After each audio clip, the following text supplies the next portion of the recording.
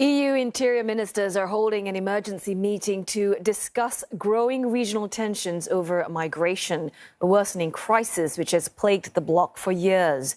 Tough negotiations between member states are expected amid dire attempts to reform and restructure asylum rules.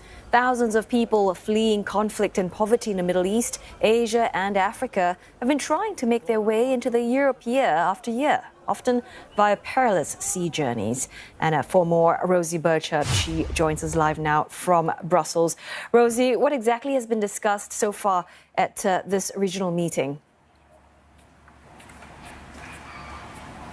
Well, top of the agenda, really, 281,000 irregular arrivals across the EU's external borders until the end of October this year. Now, that is nowhere near the levels we saw, for example, in 2015 or 2016 when so-called migration crisis here in Europe was taking place.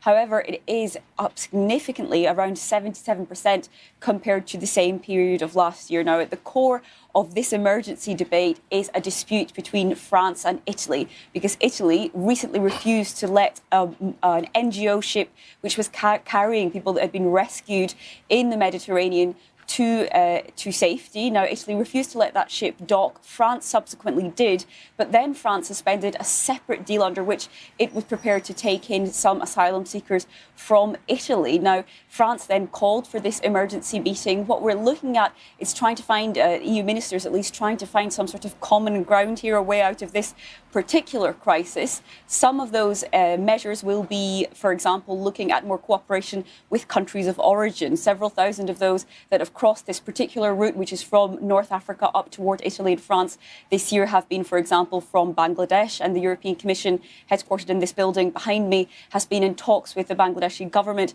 over returns, or what you might otherwise call deportations. Now, they're not likely to strike any sort of big deal on this today. These are very difficult talks and a very difficult discussion, not least because Italy has recently elected a far-right government, which was elected very much on an anti-immigration platform. So difficult talks being had among EU member states as they tackle this most toxic of topics.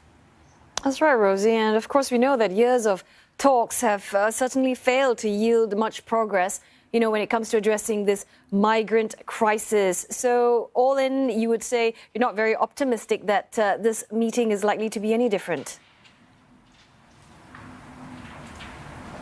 Well, this is a crisis meeting, so it's not aimed at trying to hash out an overall solution. And it's just hard to overestimate really just how toxic this debate has been over the past 3 years in the European Union. At the core of it are the EU's laws on asylum, which state that someone who arrives to claim asylum must be processed in the country at which they arrive. And of course, that does place quite a burden on the member states of the European Union which have external borders. For example, Greece, for example, Italy, but also Croatia, and in many cases, France. So they have been saying that they would like some more solidarity from other EU member states. But attempts to try and have any sort of mandatory sharing or mandatory redistribution have absolutely fallen on deaf ears over the past few years. The EU is now looking at trying to kind of rethink these rules altogether. There will be some rethink decided on.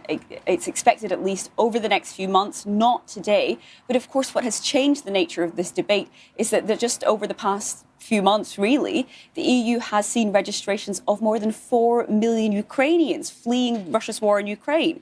Now, those Ukrainian refugees are processed through an entirely different system. Generally, that response has been lauded from the European Union, but there also have been claims and concerns about double standards.